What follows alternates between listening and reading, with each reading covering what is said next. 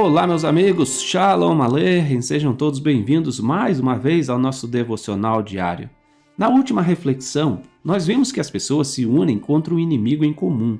No caso, o capítulo 9 de Josué nos mostra os povos se unindo contra Israel. Hoje vamos tirar uma nova lição, muito importante, dentro dos mesmos primeiros 2 versos desse capítulo.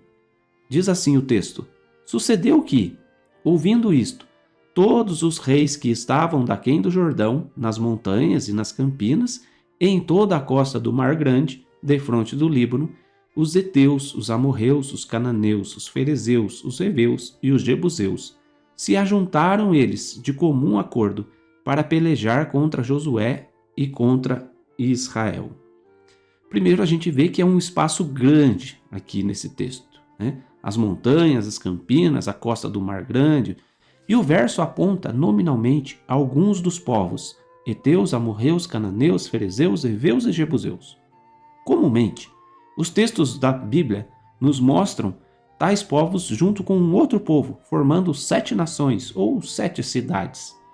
O que falta aqui são os girgazeus, por exemplo, mencionados no texto de Josué capítulo 3, que nós já analisamos. Vamos ler o verso 10.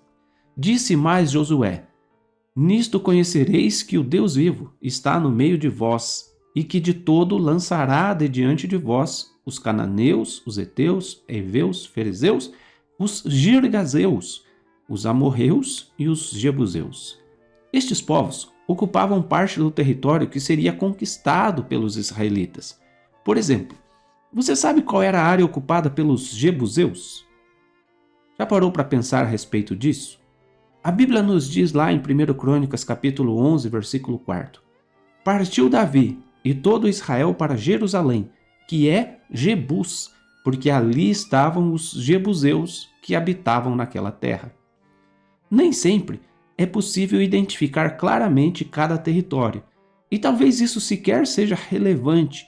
Por conta disso mesmo, não se torna necessário que sejamos experts em geografia. Enfim, voltemos aos girgazeus. O que levou Josué a não mencioná-los no capítulo 9? Por que razão eles não estavam entre aqueles que buscavam se unir para a guerra contra o povo de Israel? Pare um pouco para refletir. Não é porque todo mundo está se unindo para destruir Israel que eles também o fariam. Não é porque as pessoas da empresa se unem para derrubar alguém do seu cargo, para prejudicar esse ou aquele, que somos obrigados a fazer também. Aliás, há um mandamento na Torá para isso. A Torá declara lá em Êxodo capítulo 23, versículo 2: Não seguirás a multidão para fazeres mal, nem deporás numa demanda, inclinando-te para a maioria para torcer o direito. Um exemplo claro disso está na própria Torá. No episódio famoso da rebelião de Corah contra Moisés, o texto lá em Números capítulo 16, versículo 1 até o 3, nos diz assim: Corah, filho de Itzar, filho do Quehat, filho de Levi, tomou consigo a Datã e a Abirão, filhos de Eliabe, e a On, filho de Pelet, filhos de Ruben, e levantaram-se perante Moisés com 250 homens dos filhos de Israel, príncipes da congregação eleitos por ela, varões de renome, e se ajuntaram contra Moisés e contra Arão.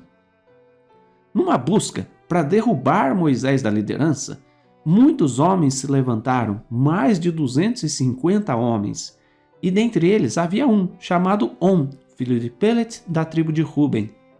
Na sequência do texto, fala da destruição de Corah e toda a sua turma, mas On não estava presente.